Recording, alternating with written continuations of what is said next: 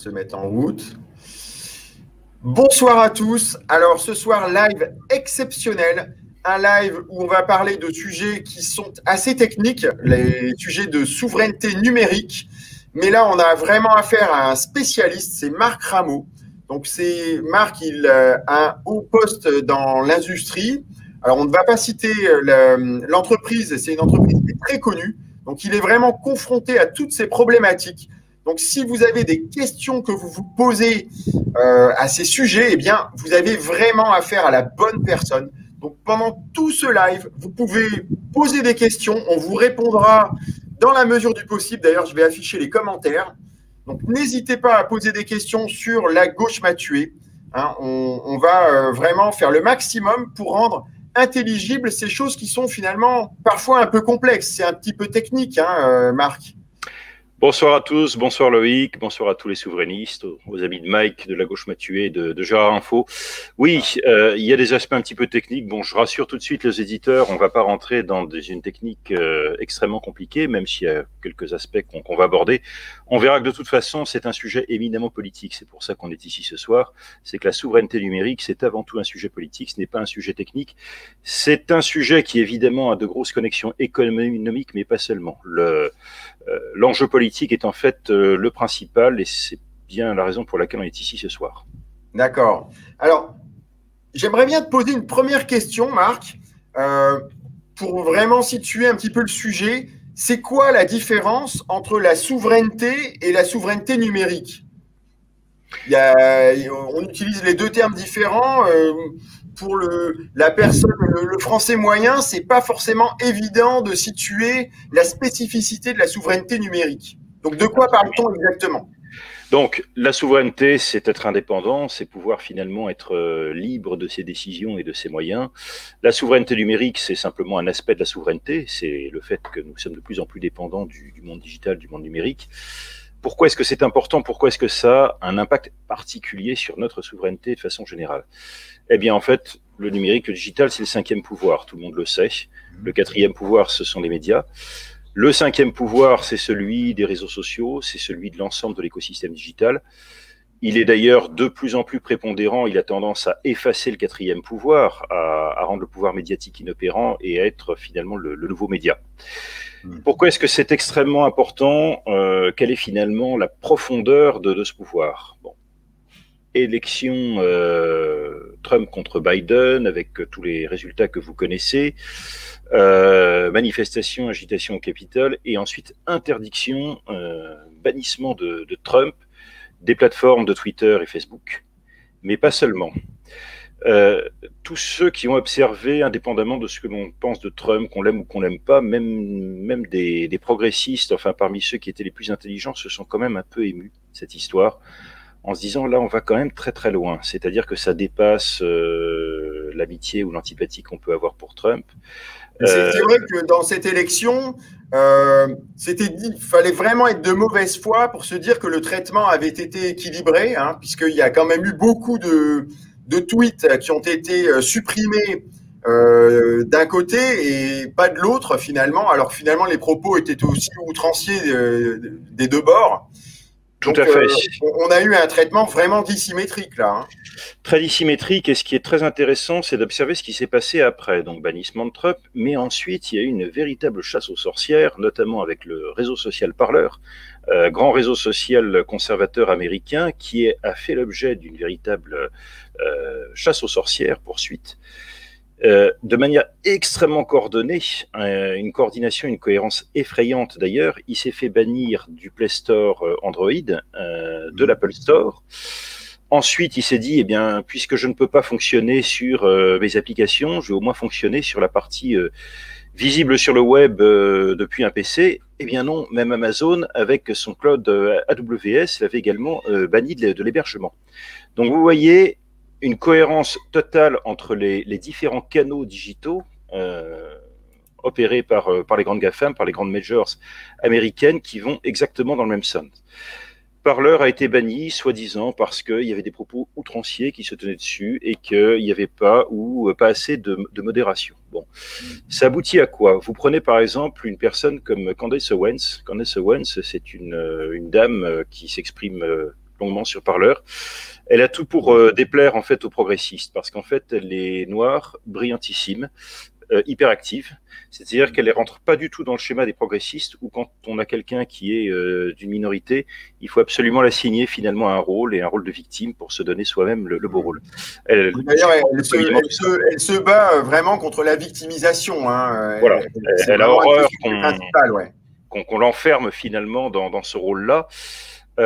C'est quelqu'un qui s'exprime de façon remarquable, avec une argumentation vraiment beaucoup de contenu, ouais, et solide. Valable. C'est punchy, comme on dit. Absolument.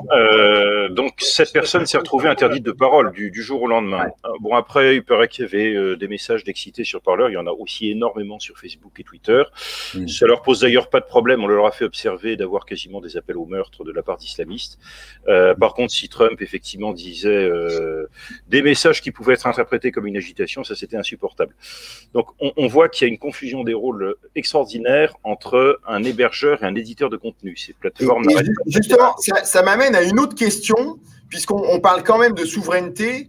Est-ce que tu penses que cette espèce de monopole des réseaux sociaux des USA, ça peut avoir une influence sur des élections étrangères? Est-ce que ça peut créer une ingérence dans une élection en France, par exemple? Je pense que c'est absolument certain en France. En Angleterre, peu après l'élection de Biden, il y a eu une sorte de résonance entre les grands médias progressistes traditionnels, les grands canaux type CNN, plus les plateformes de type Facebook, en disant on va peut-être essayer de faire en sorte de revenir sur le Brexit. Donc il y a une sorte d'international du progressisme qui passe par ce canal-là. C'est en cela que c'est effectivement, tu as raison, une très très forte menace sur le souverainisme, parce que ces grandes plateformes entendent dicter leurs lois, dicter leur idéologie qui est sous-jacente et qui est de toute façon de plus en plus hypocrite à l'ensemble du monde, et donc d'intervenir effectivement dans les élections. Eux, ils le feront en toute bonne conscience. Hein.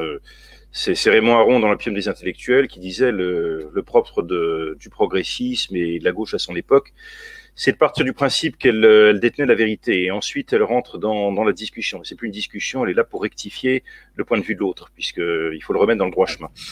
C'est exactement l'état d'esprit dans lequel sont les réseaux sociaux. Donc je disais effectivement, il y a deux rôles dans lesquels ils n'arrêtent pas de jouer, de manière tout à fait fallacieuse, entre un hébergeur et un éditeur de contenu. Un hébergeur, c'est simplement quelqu'un qui effectivement héberge ce que vous avez à dire. Il est censé être neutre. Un éditeur, c'est comme le rédacteur en chef d'un journal. Il est responsable de sa ligne éditoriale. De plus en plus, ceux qui se prétendent être des hébergeurs sont des éditeurs de contenu. Ouais. D'autres ont dit, oui, mais vous comprenez, après tout, ce sont des sociétés privées, ils ont des conditions générales d'utilisation, ils font ce qu'ils veulent avec. Bon, c'est aussi un argument très hypocrite, puisque ayant un monopole de fait de situation, actuellement... Ils ont une responsabilité d'avoir une sorte d'équité, quoi. Sinon, ça perturbe le jeu démocratique, forcément. Voilà, totalement. Ce sont les limites, on est plus dans le domaine totalement du privé. Je vais m'adresser à nos auditeurs, parce que je vois qu'on a quand même un peu de monde qui nous regarde, mais je ne vois pas de commentaires. Donc, n'hésitez pas, posez vos questions, manifestez-vous. On est vraiment là pour répondre à vos interrogations. N'ayez pas peur de poser une question un peu simple, éventuellement, sur ces sujets compliqués. On est là pour répondre. Vous mettez les pouces bleus, vous partagez. Et plus il y aura de monde, plus ce sera riche. Hein. On est vraiment là pour interagir. Et donc, la question que j'aimerais bien te poser, Marc, c'est la suivante. Pourquoi, pour se prémunir de cet interventionnisme étranger, ne fait-on pas notre propre Facebook français? Alors, il suffirait pas de faire un Facebook. En fait, qu'est-ce que c'est qu'une nation souveraine dans le domaine du numérique? Il faut beaucoup de choses finalement pour pouvoir être souverain. On va le voir. Il faudrait avoir déjà un moteur de recherche. Vous allez me dire c'est impossible, il y a Google partout. Non, non. En Russie, il y a Yandex. En Chine, il y a Baidu. Donc c'est possible, on le voit, de faire différemment. Il faut effectivement avoir son propre réseau social. Il faut aussi avoir sa plateforme d'e-commerce. Tout est connecté. Éventuellement même son propre système d'exploitation, puisque à la limite celui qui est responsable de la production du système d'exploitation, que ce soit Windows, que ce soit iOS, etc., peut toujours décider de vous enfermer les accès. Également ce sont dans les systèmes d'exploitation qu'il peut y avoir des backdoors, donc ces systèmes qui permettent une infiltration, un espionnage industriel. Donc il est essentiel aussi de les maîtriser.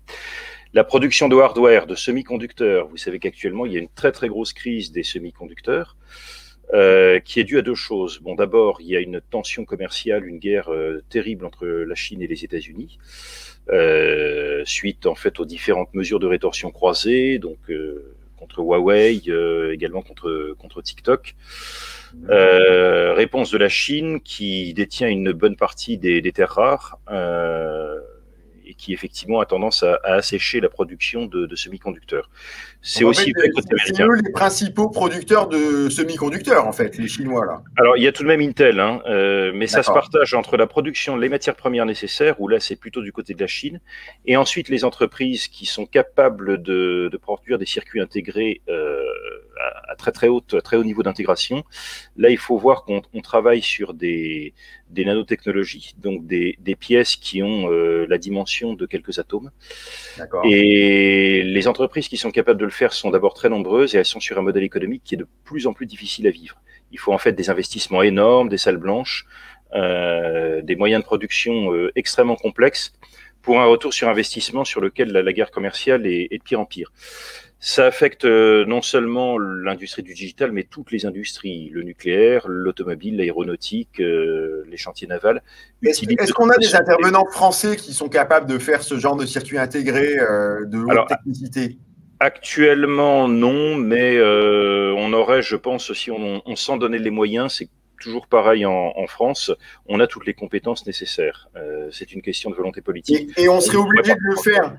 On pourrait le faire au niveau de l'Hexagone ou il faudrait s'allier avec d'autres pays européens? Alors, ça, je vais y venir. Je vais juste terminer la liste des choses qu'il est nécessaire, et vous allez voir parce qu'elle est longue, pour être souverain numériquement. Il faut également pouvoir avoir une compagnie de téléphonie, puisque c'est pareil, les téléphones mobiles qui sont utilisés et également la présence sur les stores applicatifs est importante. Une messagerie, souvent liée aux réseaux sociaux, parce qu'en fait, c'est l'une des composantes d'utilisation des réseaux sociaux. Et enfin, il faut être présent dans tous les algorithmes de pointe, donc tous les domaines de l'intelligence artificielle, des moteurs de l'ordinateur quantique, de l'Internet des objets. Donc là, on est plutôt dans des technologies effectivement très évoluées. Vous allez me dire, mais la tâche est immense, il faut être présent sur tous ces axes. Là, ouais, c'est quand même assez impressionnant. Parce que si j'ai bien compris, tu es en train de suggérer que même la fabrication des smartphones, il faudrait qu'on la maîtrise, en fait. Oui, puisque... on veut éviter l'espionnage. Alors, il y a des questions d'espionnage. Il y a aussi, là, je vais pousser un coup de gueule.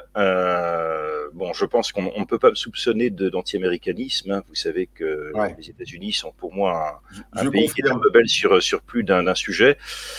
En revanche, là, je pousse un gros coup de gueule sur la politique commerciale des États-Unis sur un sujet particulier qui m'indigne particulièrement.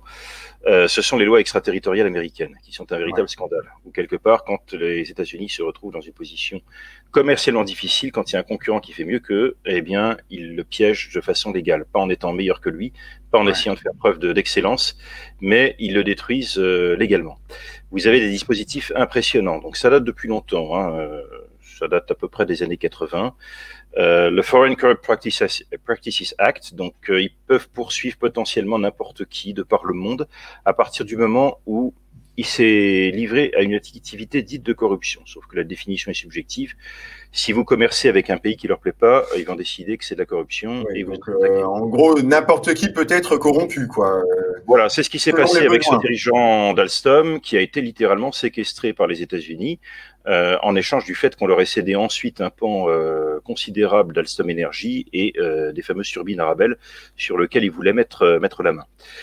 Vous avez encore d'autres dispositifs, le CFIUS, Committee on Foreign Investment in the United States.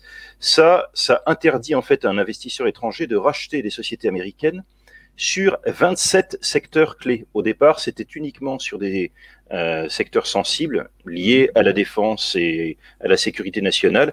Ils ont étendu tellement ce domaine-là que quasiment tout le digital est concerné.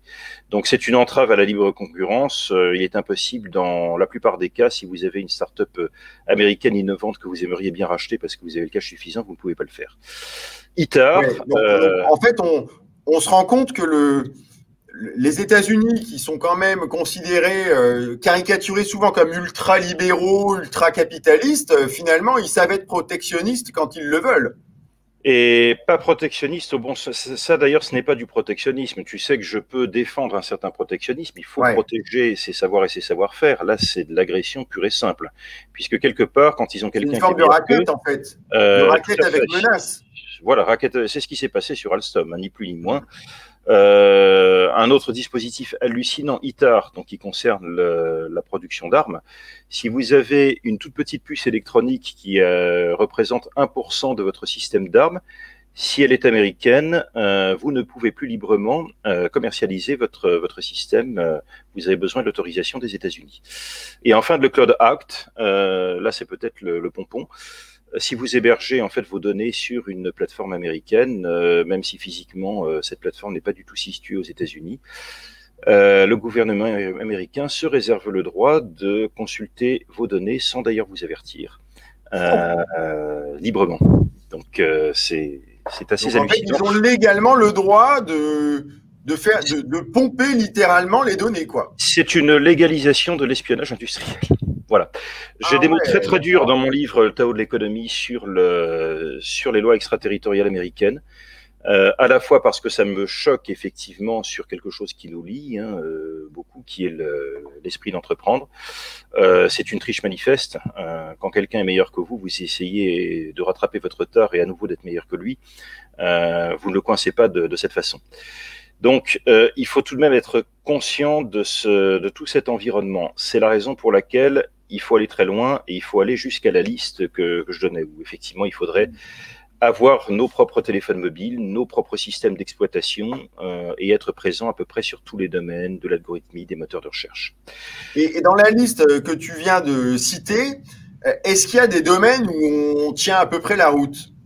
Alors, malheureusement peu, et c'est ça qui est grave, c'est qu'on a laissé faire, finalement, on a laissé filer beaucoup de choses.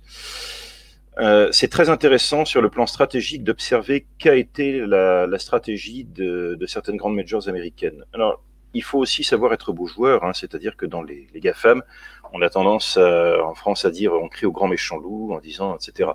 S'ils sont là, c'est que pour beaucoup, pas pour Facebook que je n'aime pas, mais pour les autres, quelque part ils l'ont mérité. Ils ont aussi su faire preuve d'une stratégie intelligente. Qu'a fait Google, et ça c'est remarquable, un moteur de recherche, c'est pas le moteur de recherche qui est intéressant en soi, mais quand vous le liez à un système de géolocalisation avec Google Maps, eh bien vous mettez la main sur une très très grosse partie du marché de l'e-commerce géolocalisé. L'e-commerce itinérant, celui où quand vous êtes dans votre voiture ou dans la rue, vous cherchez le restaurant du coin, vous cherchez le magasin de pantalons, etc., qui vous va bien. C'est génial parce que Google Maps, si tu t'en souviens, ça a été présenté pendant des années quasiment comme une entreprise de philanthropie.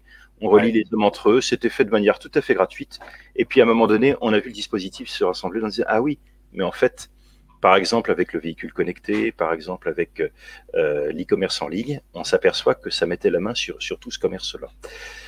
On n'a pas eu forcément, je dirais pas on n'a pas eu cette intelligence parce que vous avez des gens remarquables en France qui ont toutes les compétences. Il faut savoir d'ailleurs qu'à l'origine des grands moteurs de recherche et de Google, il y a eu pas mal de Français. On le sait peu, mais... Les Français qui partent s'expatrier à la Silicon Valley à cause de nos taxes qui sont uniques au monde de par leur ampleur, quoi. Exactement, c'est-à-dire qu'on ne sait pas retenir, on ne sait pas dynamiser ces compétences, enfin on les décourage. C'est pire que ça, si encore... c'était un manque d'incitation positive, mais c'est qu'on n'arrête pas de leur mettre les bâtons dans les roues. Il y a un rôle aussi, on y viendra, néfaste de l'Union européenne. En tout cas, le constat, c'est qu'on a été tout à fait incapable en France et en Europe de développer l'équivalent. Si vous comparez, encore une fois, la Chine ou la Russie ont été parfaitement capables, alors que ce sont des économies tout de même beaucoup plus dirigistes, de mettre ceci en place, parce qu'ils ont les compétences qu'il faut, et ils avaient très très bien compris l'enjeu qui se passait derrière. Donc Baidu existe, C'est ça qui est assez étonnant, parce que la Chine, finalement, c'est quand même un État communiste, donc il y a quand même une bureaucratie, et ils arrivent quand même à prendre des risques industriels, alors que nous, on n'arrive pas à les prendre. Nos énarques, ils sont vraiment, vraiment complètement hors sujet. Ils sont incapables de prendre un risque. C'est vraiment pas des entrepreneurs. Alors, à quoi attribuer ça?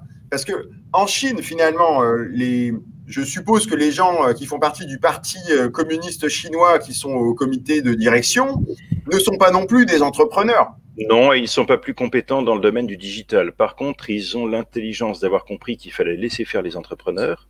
Ouais. Ils ont eu aussi l'intelligence de comprendre que il faut une saine concurrence finalement entre leurs différents acteurs, c'est-à-dire quand vous avez quelqu'un qui en Chine fait quelque chose de bien, il ne faut pas commencer à l'obliger à partager exagérément l'ensemble de ses résultats.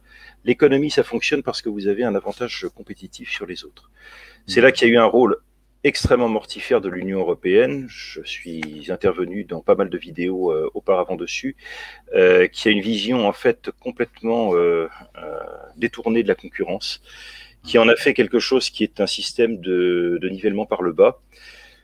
Un exemple récent qui m'a, alors c'est pas dans le domaine du digital pur encore qu'il y ait des connexions, c'est le SCAF, le nouvel avion de chasse qui doit être commun entre la France et l'Allemagne.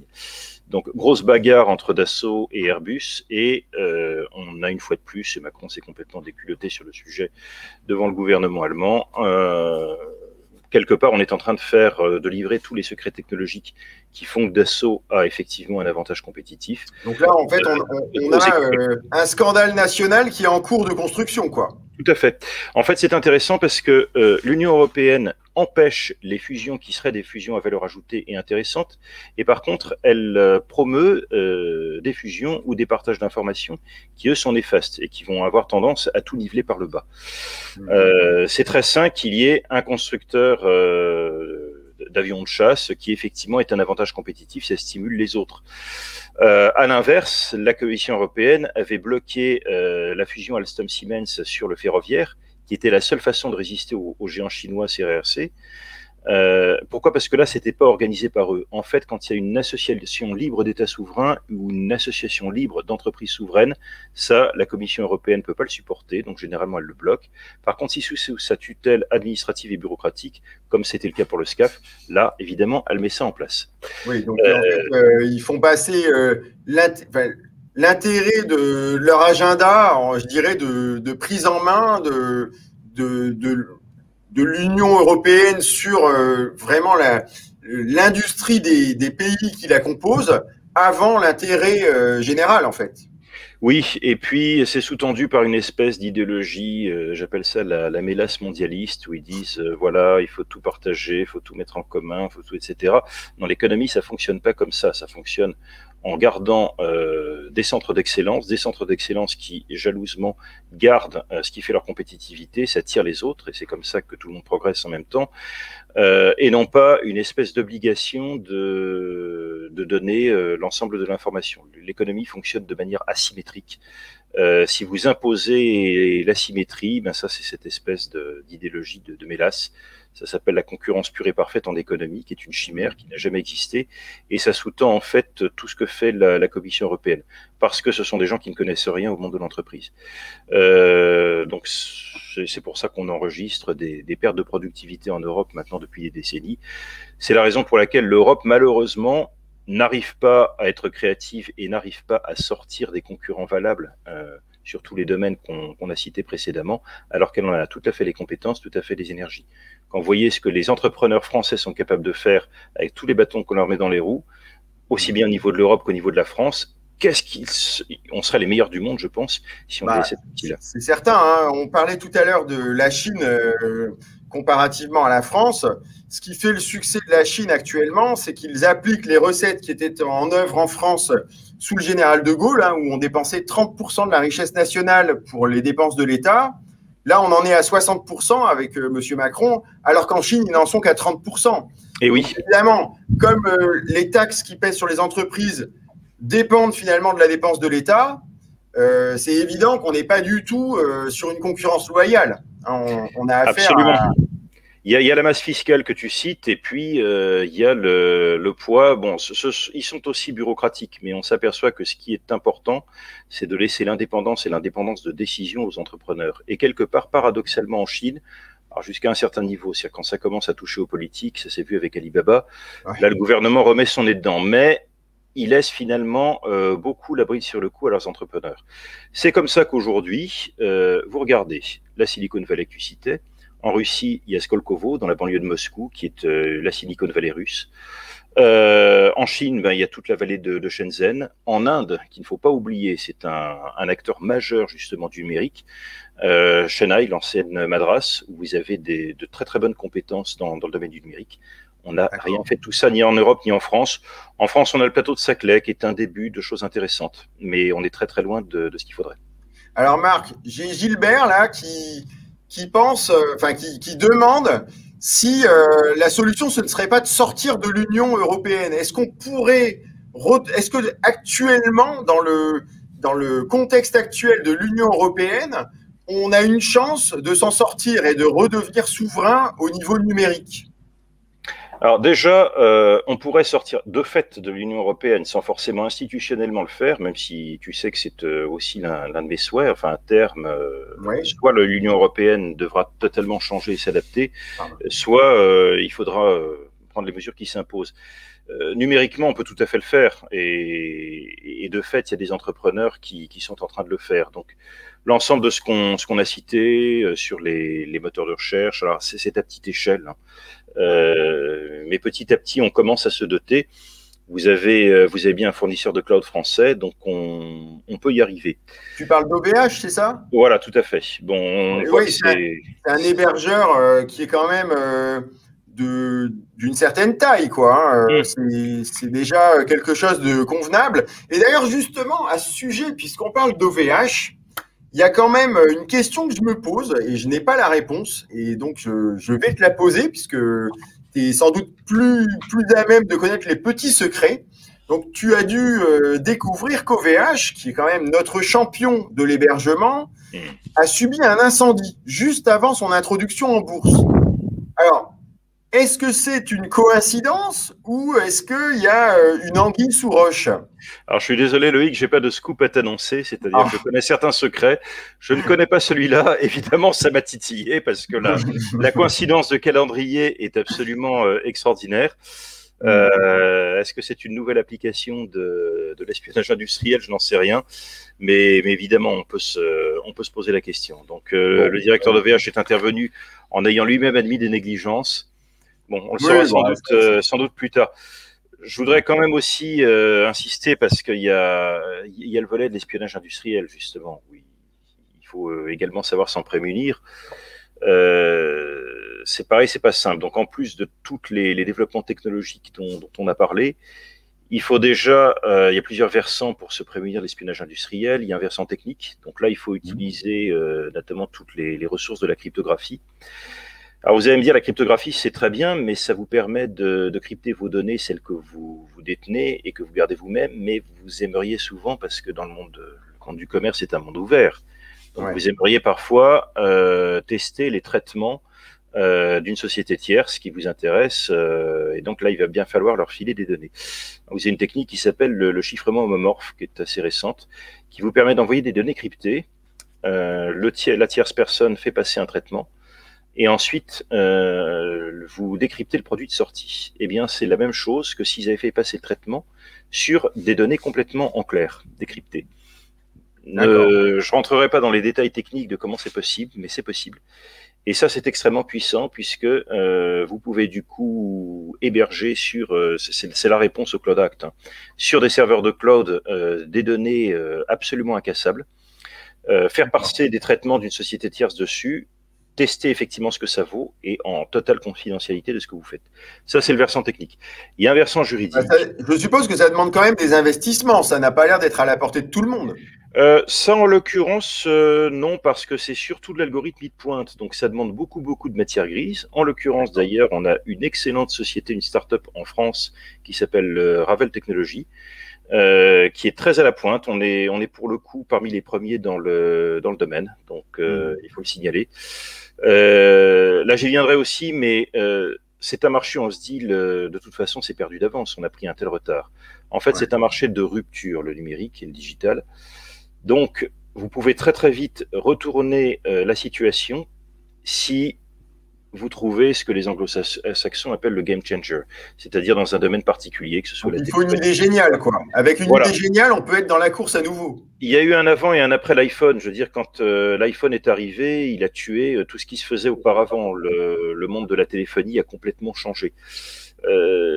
On n'est pas à l'abri, si on laisse faire nos entrepreneurs, du fait qu'on puisse effectivement opérer des ruptures dans tous ces domaines. Et sur l'algorithmie, ça ne demande pas des gros investissements. Sur le cloud, oui, quelque chose comme AVH, là, il faut des investissements matériels. Sur la production de composants de semi-conducteurs, il faut aussi beaucoup de travail. Alors, tu parlais de game changer. Donc, le game changer, c'est une idée qui généralement germe dans un cerveau très bien fait. Et donc, tu sais que moi, l'éducation, c'est mon métier. Hein, donc, j'aimerais bien savoir ton avis de spécialiste. Est-ce qu'on est au niveau en termes d'éducation à toutes ces technologies qui permettent la souveraineté numérique? Est-ce qu'on est dans le coup au niveau de l'éducation? Alors, au niveau des grandes écoles et universités, oui, on a d'excellents laboratoires. On a aussi des instituts de recherche qui sont vraiment au niveau, à commencer par l'INRIA, qui est un institut, je connais plusieurs responsables de l'INRIA, qui me disaient que leur principal souci, c'était d'éviter la fuite des cerveaux, justement, parce qu'ils trouvaient, mais des cerveaux, il y en a, et des têtes extrêmement bien faites. La French Touch est très appréciée à l'étranger, les ingénieurs français, en développement de software. On dit souvent d'ailleurs qu'ils sont pas trop court-termistes, ils ont souvent des conceptions un petit peu plus long terme, qui tiennent mieux la route. Donc, INRIA. C'est parce qu'ils font la fortune des pays étrangers, quoi. Voilà, exactement. À noter d'ailleurs que l'INRIA, c'est un institut qui se démarque beaucoup d'autres instituts de recherche plus poussifs, précisément parce qu'il a beaucoup plus de connexion avec le monde de l'entreprise.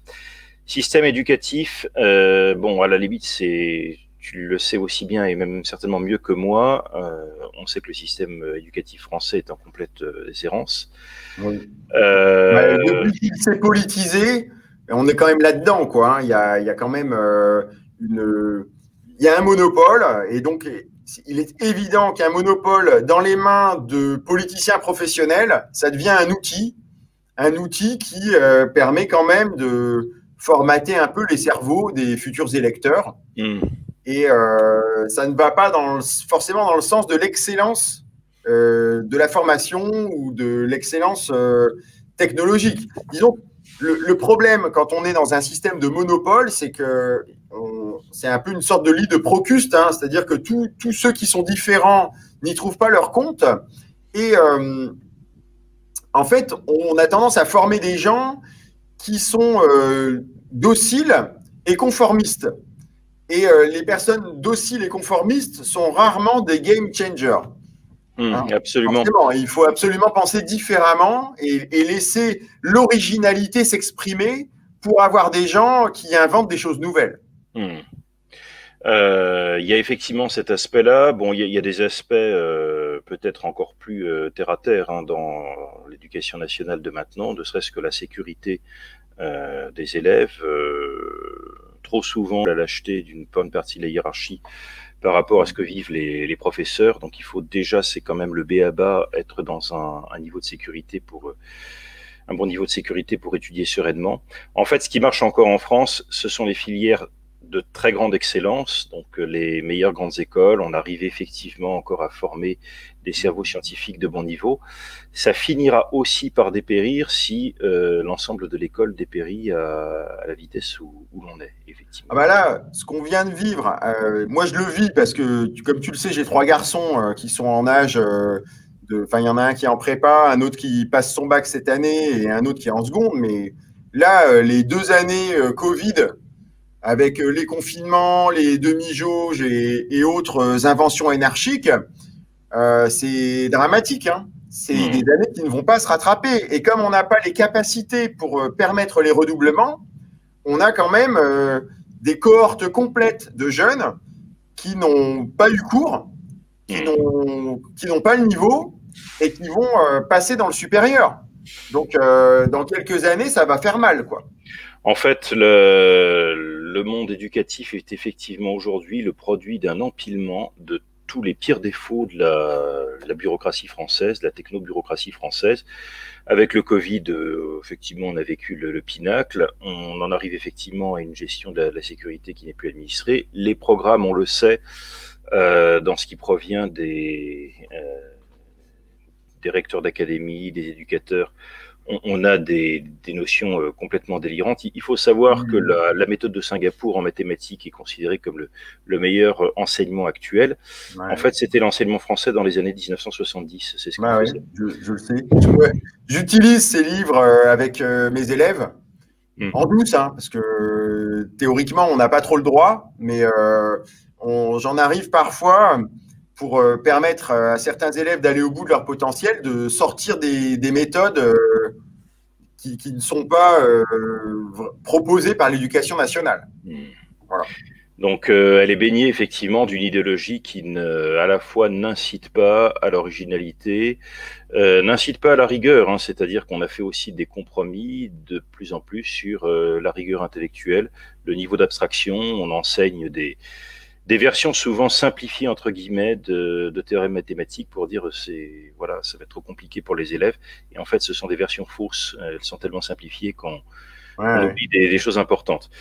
Donc, pour l'instant, les filières de grande excellence fonctionnent encore, mais jusqu'à quand forcément, elles dépériront avec. Il n'est pas encore trop tard pour réagir, mais il faudra un très très sérieux redressement dans l'éducation nationale. Ça peut se décider, hein. Il suffit d'admettre, enfin de laisser de côté les dogmes égalitaristes qui prévalent actuellement et de refaire ce qui se fait dans tous les autres pays du monde, c'est-à-dire un peu des groupes de niveau, hein, les méthodes qui marchent. C'est un peu comme quand on prend des cours de ski, on ne va pas mettre la flèche d'or avec le débutant, hein, bien sûr, personne n'y trouve son compte. C'est un peu ce qui arrive actuellement dans les classes en France. Mais bon, là, on est en train de partir un petit peu trop sur l'éducation. On va essayer de se refocaliser sur la souveraineté numérique. Donc, est-ce que tu pourrais nous proposer des solutions concrètes, réalistes, vraiment atteignables pour gagner de la souveraineté numérique? Qu'est-ce que tu ferais si tu étais au pouvoir demain? Alors, déjà, ça c'est valable pour le domaine du numérique, mais c'est valable pour tout domaine économique, c'est de supprimer les tombereaux de réglementation inutiles. On parle beaucoup d'aide aux entreprises, on pense qu'il suffit de leur donner de l'argent, d'injecter de l'argent. Évidemment, ça leur fait pas de mal, mais c'est beaucoup moins d'argent dont ils ont besoin que de supprimer tous les entraves administratifs, toutes les entraves. Donc là-dessus, j'avais proposé un principe simple qui s'appelle le principe pollueur-payeur. C'est-à-dire qu'à partir du moment où une administration invente une nouvelle règle, eh bien, elle se doit de participer à la documentation de cette nouvelle règle. Donc, ce n'est plus à l'entrepreneur d'aller renseigner le papier. Vous avez voulu que ce papier soit renseigné, c'est vous qui allez le remplir en très, très grande partie. Ça peut être redoutablement efficace. Principe pollueur-payeur, généralement, les pollueurs s'arrêtent très, très vite. Voilà. Après, on peut aussi mettre des objectifs sur la suppression du nombre de règles. Il y aura aussi de toute façon un ménage drastique qui sera à faire dans l'administration puisque on a de toute façon une application sans arrêt dans l'administration française de ce qu'on appelle la loi de Parkinson où vous avez des effectifs de plus en plus pléthoriques qui gèrent de moins en moins de choses. Pourquoi? Parce que ce sont des gens qui génèrent leur propre travail et un travail qui est inutile de façon à pouvoir justifier de ce qu'ils font. Ça, si personne ne met le haut là, ça ne s'arrêtera jamais. C'est pour ça que les déficits publics filent avec toutes les entraves effectivement à l'entreprise. Autre point, alors là, il y a quelque part une sorte d'aide d'État, mais c'est une aide qui est intelligente, ce n'est pas de l'injection d'argent, ce n'est pas non plus... l'État n'intervient pas dans l'économie. Il faut laisser les entrepreneurs faire ce qu'ils ont à faire. En revanche, sur des grosses infrastructures, l'État peut jouer un rôle de business angels, c'est-à-dire sur les choses effectivement où le ticket d'entrée est quand même très élevé. On parlait de production de circuits intégrés. Ça, il faut déjà un ticket de départ qui est considérable. Donc, il faudrait combien, d'après toi, pour mettre en place une filière de production de circuits intégrés? Ça se chiffre tout de même, à mon avis, jusqu'à une dizaine de milliards. C'est énorme. Ça doit pouvoir se trouver. Hein. Je lisais un article ce matin sur… Quoi qu'il en coûte, comme disait l'autre. Quoi qu'il en coûte.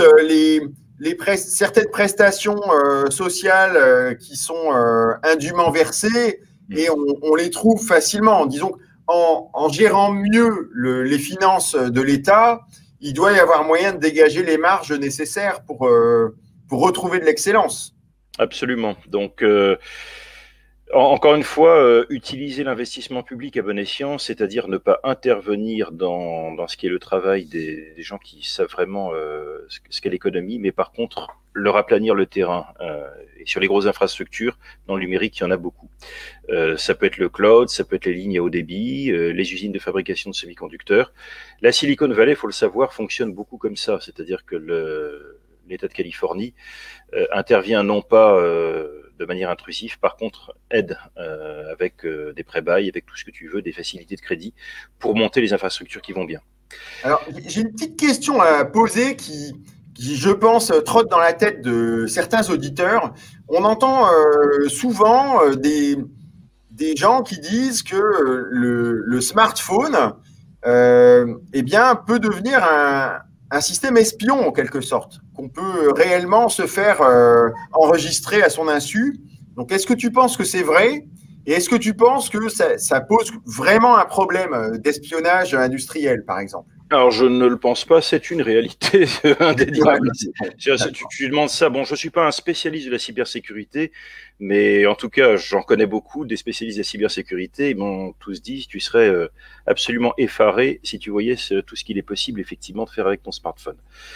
Il y a une traçabilité dont vous le voyez toujours indirectement, c'est-à-dire quand vous faites des requêtes, il y a une précision de ces requêtes qui est absolument hallucinante. Avant, il y avait besoin de mettre des trackers, c'est-à-dire effectivement des sortes de mouchards qui regardaient par où vous passiez. En fait, maintenant, c'est plus véritablement nécessaire. Les requêtes que vous faites et la position géographique dans laquelle vous vous trouvez, c'est déjà suffisant pour avoir le principal de votre mode de vie. Ouais. Si vous y rajoutez qu'effectivement, il y a énormément de systèmes soi-disant sécurisés qui finissent par récupérer vos données, vous avez de la vente aux enchères de données personnelles, il faut le savoir. Ça se pratique couramment. Voilà, la cryptographie, c'est pour ça que je parlais aussi de cryptographie récemment. Il faut faire attention parce que de plus en plus, les systèmes de chiffrement vont avoir tendance à être de plus en plus vulnérables. Et est-ce qu'il y a actuellement un moyen efficace à disposition des citoyens ou des entrepreneurs pour éviter d'être espionnés? Comment est-ce qu'on peut faire pour se protéger, quoi? Tant que nous n'avons pas en fait nos propres moyens technologiques et donc nos propres supports, aussi bien en termes de hardware et de software qu'on aura développé nous-mêmes, c'est impossible. C'est-à-dire qu'à partir du moment où c'est développé par un tiers, rien ne pourra vous le garantir. Il peut y avoir des fuites vraiment de tous les côtés. Je ne dis pas qu'il faut virer complètement la parano et qu'il faut s'enfoncer vraiment dans des silos de production, mais il faut être extrêmement prudent et sur tous les axes que j'ai cités en début de notre conférence, il faut tout de même avoir, je dirais, une très très bonne compétence. Ça ne veut pas dire qu'il faut tout faire nous-mêmes, mais vous vous faites respecter si vous êtes allé chercher les bons partenaires et que vous leur montrez que vous avez vous-même un très fort avantage compétitif. Dans ces cas-là, les négociations peuvent se dérouler davantage d'égal à égal.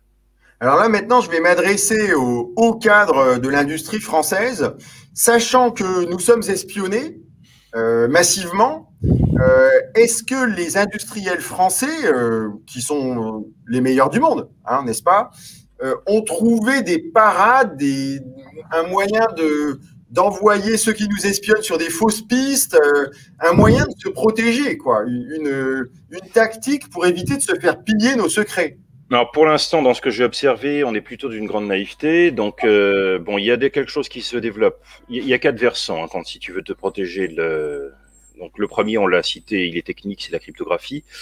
Le second, il est juridique. Là-dessus, ça peut être un des rôles de business angel de l'État, c'est que tout le monde n'a pas forcément les moyens de se payer des avocats extrêmement pointus pour se mouvoir dans les lois extraterritoriales américaines, pour se mouvoir dans les Compliance Act, etc. C'est pareil pour les dépôts de brevets. Donc, une aide, encore une fois, aux fonctions support, à l'infrastructure serait appréciée. Il y a, moi, ce que je préconise, c'est d'étendre aussi, c'est un versant sécuritaire, c'est d'étendre les habilitations confidentielles défense, secret défense, très secret, qui se pratiquent dans certaines industries, au commissariat à l'énergie atomique. C'est assez simple, hein. Vous avez des enquêtes qui sont faites effectivement sur savoir si c'est une personne de confiance. Ça a une certaine efficacité malgré tout, notamment est-ce que c'est une personne qui est peut-être de confiance, mais qu'il est facile de faire chanter. Donc on rentre dans les règles de l'espionnage classique. Et enfin, je crois qu'il est important là-dedans, il y a un versant plutôt géopolitique, encore une fois, de se trouver des bons alliés. Donc il faut déjà monter en compétence sur la plupart des canaux digitaux, comme on l'a dit. Et ça va passer par nouer les bons partenariats, cette fois complètement en dehors de ce que l'UE nous impose. Il faut être conscient effectivement qu'aujourd'hui, et la Chine et les États-Unis jouent un jeu extrêmement dangereux. Donc, il y a d'autres puissances avec lesquelles on peut travailler. Je n'hésite pas à dire qu'il faut travailler avec la Russie. Même si on peut se dire que c'est un partenaire dangereux, il faut le faire sans naïveté, ce ne sont pas des enfants de cœur, mais il y a des compétences en algorithmie qui sont remarquables. C'est remarquable que tu dises ça, alors que, bon, moi qui te connais personnellement, je sais que tu es très pro-américain parce que tu aimes la liberté. Donc, oui, mais malheureusement, donc comme je le disais, je n'hésite pas, je pousse un très très gros coup de gueule concernant les lois extraterritoriales américaines, parce que c'est l'inverse de l'Amérique que j'aime justement. Mais ça fait maintenant 30 ans que l'Amérique trahit ce qu'elle est et le trahit très profondément à travers ses lois. Donc pour moi, il y a vraiment deux puissances dont il faut se méfier. L'Amérique ne peut pas se dire notre allié tant qu'elle a ses lois extraterritoriales. Petite anecdote, hein, parce que je ne sais pas si tu sais qui est la seule personne dans le monde européen qui se soit opposé vraiment fermement aux lois extraterritoriales américaines. Et on a gagné grâce à cette personne quelques années où ils n'ont plus osé le faire. La seule qui a eu, entre guillemets, les couilles, excuse-moi, d'aller leur dire... non, mais tu peux y aller. Hein. Non, là, franchement, je ne sais pas. C'est Margaret Thatcher. Ah, Margaret Thatcher. Ouais. Bon, donc, là voilà. C'est bon. La dame de fer. Et elle avait très très bien compris que voilà, c'était une entrave et à la souveraineté et à la liberté d'entreprendre. Tu vois, moi, je cherchais parmi nos précédents présidents français, je me dis, attends, est-ce qu'il y en a un qui a eu du courage? Non, vraiment, je ne voyais pas. Ils se sont tous dégonflés sur le sujet, sauf elle. Donc, pourtant, elle était quand même très copine avec Reagan à l'époque, mais là-dessus, ça n'a pas passé. Elle a dit, il est hors de question que vous commenciez à nous dicter quelles vont être nos lois. Donc,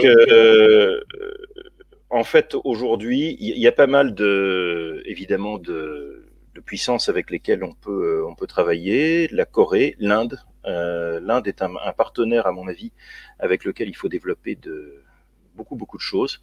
On pourrait travailler beaucoup plus fortement également avec Israël dans ce domaine, qui a des compétences extrêmement pointues. Ça prouve aussi, bon, dans les quelques exemples que j'ai cités, que c'est pas une question de taille. Il ne s'agit pas d'être un gros bloc ou un petit bloc. Vous avez des petits pays qui tirent extrêmement bien leur épingle du jeu. Concernant la Chine et les États-Unis, il faudrait faire ce qu'on appelle de la diplomatie triangulaire, c'est-à-dire ce que les États-Unis faisaient à l'époque de la guerre froide entre la Russie et la Chine. Vous êtes obligé évidemment de les contenir, mais vous ne pouvez pas non plus faire totalement sans eux.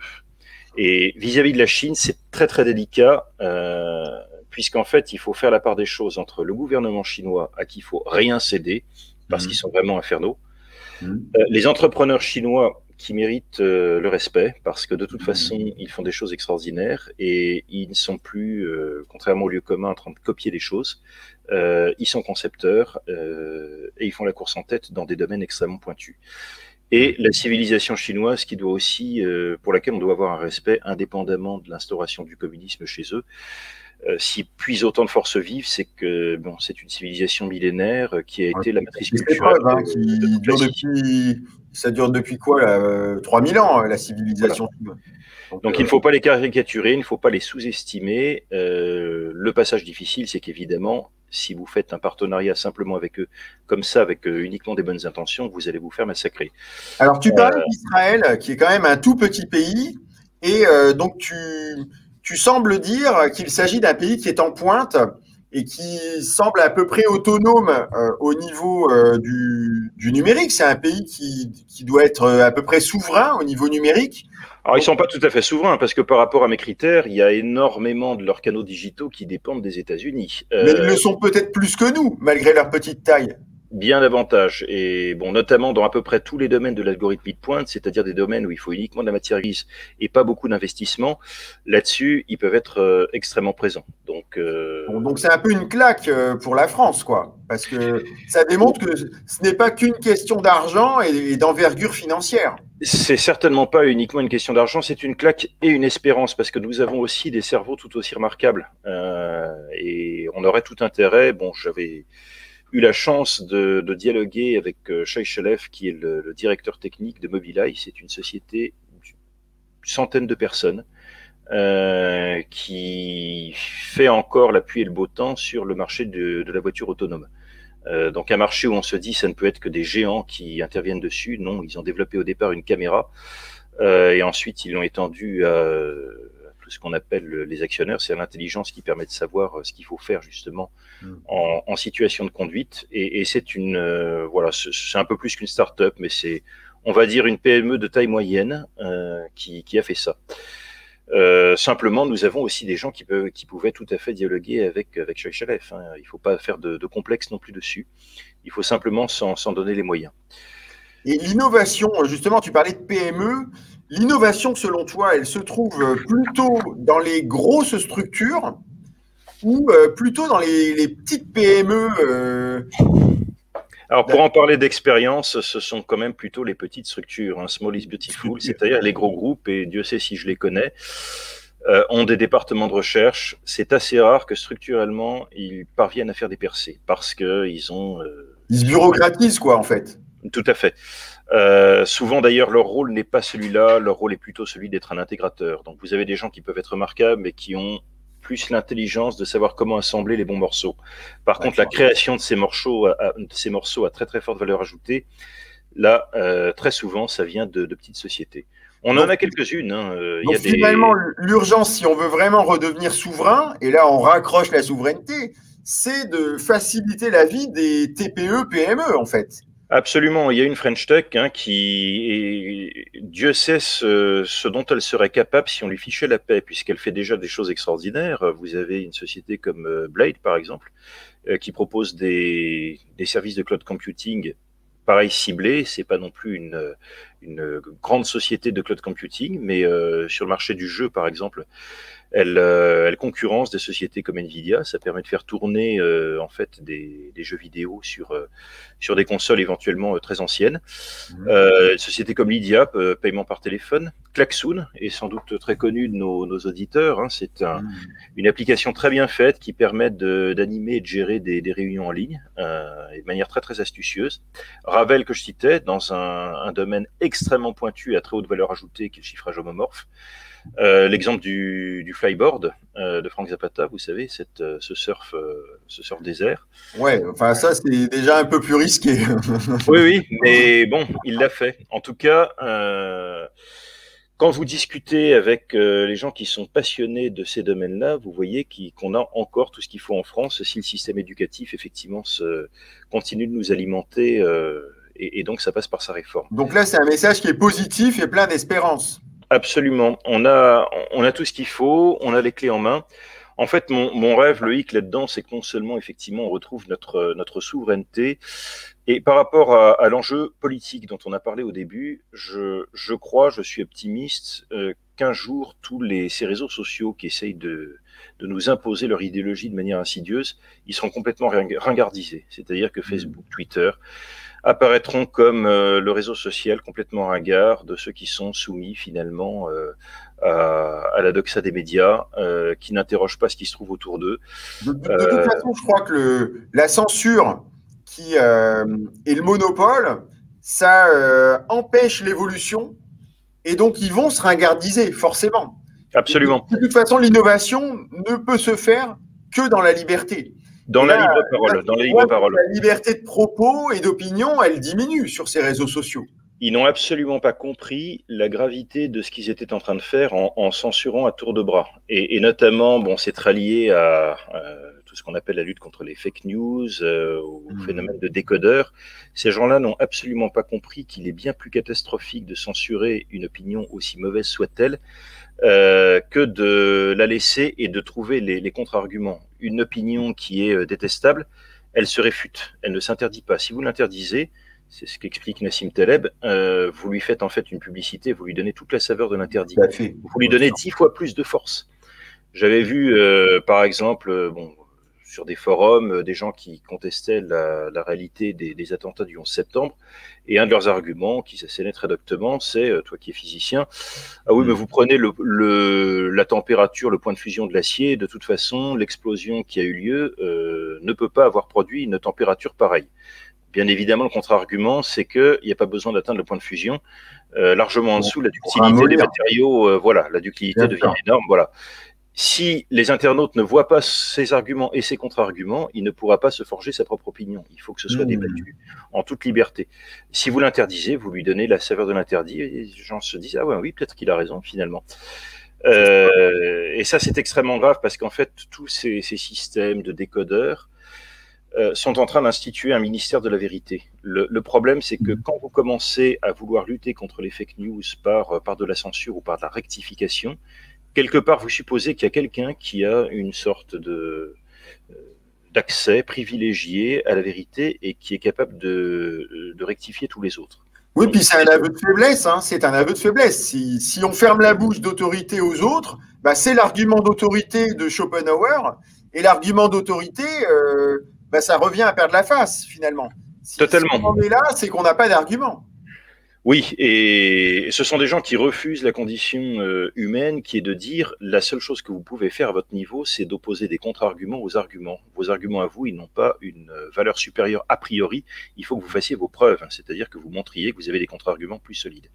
Et tout ce que disent les décodeurs ou les soi-disant décrypteurs de fake news, ce sont simplement des contre-thèses, et ça, ils ne veulent pas l'admettre. Des contre-thèses qui, elles aussi, rentrent dans l'arène, dans le jeu des arguments au même niveau que tous les autres. Et faute d'admettre ça, on en arrive à une société complètement totalitaire, comme ce que nous avons, et c'est un totalitarisme très insidieux, qui ne fonctionne pas avec la matraque. C'est plus effectivement des sortes de directeurs de conscience, de directeurs de pensée, qui, au lieu de discuter avec vous, se donnent le droit de vous rectifier. Quelque part, on est effectivement dans une société qui va détruire toute pensée conservatrice petit à petit, si on laisse faire ces grands acteurs des réseaux sociaux, puisqu'ils sont imbibés du progressisme californien, de manière tout à fait hypocrite, sans le dire, mais en le diffusant de façon insidieuse. Je suis optimiste aussi là-dessus quand on voit dans les grands médias les scores que font les souverainistes, hein, quand on voit effectivement sur les scores que fait Zemmour, etc. En fait, les gens sont en appétence de discours qui ont beaucoup plus de contenu. C'est pas forcément qu'ils soient devenus particulièrement plus souverainistes ou plus conservateurs, mais simplement le camp souverainiste et le camp conservateur a quelque chose à dire. Oui, puis c'est un partage que finalement les gens saturent, quoi. Au bout d'un moment, le camp du bien, 24 heures sur 24, ça devient presque humiliant, parce que on en arrive à se dire qu'on est vraiment pris pour des imbéciles. Et je pense, pour en revenir donc au souverainisme numérique, tout à fait, que les pays que je citais, ce sont des pays avec lesquels il faut s'associer, parce que je crois qu'eux-mêmes, ils veulent allumer des contre-feux au discours progressiste. Et donc, je rêve qu'on mette en place des plateformes numériques qui soient des plateformes assumées, on ne sera pas hypocrite comme conservatrice, ouvertes à tous les arguments, contrairement à Facebook ou autres. On ne censurera personne. Mais en revanche, s'affirmant comme en ayant ras-le-bol, justement, de la mélasse qui nous est servie, des interdictions et des droits de veto complètement arbitraires qui nous sont posés. Je crois un grand cloud conservateur qui sera fait entre des puissances souverainistes. Effectivement, la grâce en sera rendue si la France devient à nouveau souverainiste et qu'elle s'allie avec des puissances qui ont la conscience de la nécessité de la souveraineté. Vous avez des pays à l'Est. En Europe centrale, hein, vous avez des talents aussi dans le numérique avec lesquels il faut compter. Bon, il y a encore du chemin à parcourir. Hein. Il y a encore du chemin à parcourir. Là, je vois que ça fait à peu près 1 heure que nous discutons. Et donc, je voudrais qu'on fasse une sorte de conclusion en rebondissant sur ce que tu as dit. Le meilleur espoir de reprendre la main, finalement, c'est de laisser des PME innovantes trouver des solutions, des game changers là, qui vont nous permettre de retrouver notre souveraineté numérique. Donc, qu'est-ce qu'on peut faire concrètement pour que ces PME, elles apparaissent? Quelle serait la meilleure des choses à faire pour favoriser l'apparition et le développement de ces PME? Donc ça, effectivement, on en a un petit peu parlé. Il y a déjà supprimer leur réglementation, créer des infrastructures. Nouer aussi, faut les laisser nouer les alliances dont elles ont besoin. Je citais les cas qui ont été interdits par l'Union européenne. De même qu'il y a une souveraineté au niveau des pays, une souveraineté nationale, il doit y avoir une souveraineté d'entreprise. Quand une entreprise décide de s'allier à telle autre, quelque part, c'est son droit souverain. Donc, tout ce qui fait barrière à cela, donc justement dans les lois extraterritoriales américaines, il faudrait pouvoir autoriser des rachats, des alliances décidées d'entreprise à entreprise. Il n'y a besoin ni de la tutelle des lois extraterritoriales américaines, ni de la tutelle de l'Union européenne, ni de la tutelle du gouvernement français. Il faut laisser les entrepreneurs s'associer entre eux. Ils sont souvent beaucoup mieux placés pour pouvoir le faire. Donc, redonner la liberté aux entrepreneurs, enlever des entraves et puis certainement remettre la fiscalité qui pèse sur les entrepreneurs français dans la moyenne mondiale, quoi. Absolument, donc ça c'est des conditions sine qua non. Il y a un dispositif bien connu aussi pour les PME de bonne taille, qui sont les GIE. Moi c'est quelque chose que j'ai connu dans le domaine de la défense, c'est que en France, et c'est malheureux, lors d'un grand appel d'offres, si vous n'avez pas une taille monumentale, vous n'avez aucune chance. À cette époque-là, je travaillais pour une grosse PME de 300 personnes. En fait, on s'était associé, ça s'appelait le groupe Richelieu, je crois qu'il existe encore d'ailleurs, avec une dizaine de PME de même taille. Donc ça commençait à faire un groupe important dans l'industrie de la défense. Et c'est un peu quand tu fais appel à des corps de métier, tu sais, il y a des entreprises qui font tout, qui te font l'électricité, la plomberie, la maçonnerie, etc. Ils font tout, mais de manière un peu moyenne. Par contre, si tu as une association d'entrepreneurs libres, le meilleur maçon qui s'associe avec le meilleur électricien, etc., tu peux faire une équipe extrêmement compétitive. Donc, très souvent, ces GIE pouvaient concurrencer des grands groupes de manière beaucoup plus compétitive. Il faut donner de la souplesse de cette façon. D'accord. Bon, bah ça, c'est une idée excellente, quoi, qu'il faudrait généraliser. Oui, et ça date pas du numérique, hein, ça se faisait dans la plupart des industries, parce qu'il y a des tas de gens qui ont observé que le tissu de PME était important. C'est une observation qui a été faite depuis longtemps. En Allemagne, par exemple, il est beaucoup plus serré et important que chez nous. Et en Suisse, la Suisse est réputée pour avoir une PME dans chaque village. C'est ce qui fait la force exportatrice de la Suisse. Les supercalculateurs Cray aux États-Unis, ça a été pendant très longtemps une société de quelques centaines de personnes. On peut multiplier les exemples, mais small is beautiful plus que jamais. C'est-à-dire que les véritables ruptures technologiques soit sont faites par des petites sociétés, soit dans des grandes sociétés où il y a eu quelque part une petite société qui s'est créée dans la grande. C'est-à-dire qu'il y a un groupe de pirates qui s'est créé, de gens qui s'estimaient entre eux et qui ont quelque part fait une rupture. Ils ont décidé de penser à 50 de mener un projet, parfois éventuellement en le cachant complètement au sein de leur direction. Il faut un certain courage. J'ai des tas d'exemples dans des grands groupes industriels de ce qui s'est fait. Il faut un certain courage parce que généralement, quand ils arrivent à un résultat, soit ils se font virer, soit au contraire ils sont couverts de laurier, c'est pile ou face. Quand ils ont un directeur intelligent, il leur dit d'accord. Voilà. Bon, bah, ce sera le mot de la fin. Bon, en tout cas, merci beaucoup, Marc, pour tous ces éclairages. Je ne sais pas si tu as encore un sujet que tu voudrais aborder, peut-être. Simplement, s'il y a des questions dans le fil de discussion, puisqu'effectivement, on a laissé peu de place pour l'instant aux Je me questions-réponses. demande si le fil, on l'a bien reçu. Moi, je n'ai eu qu'un seul commentaire. Attends, je vais regarder sur ces éclairages. Je ne sais pas si tu as encore un sujet que tu voudrais aborder, peut-être. Non, on n'a pas eu beaucoup de questions. On a peut-être été un petit peu trop technique, là. Hein. Voilà.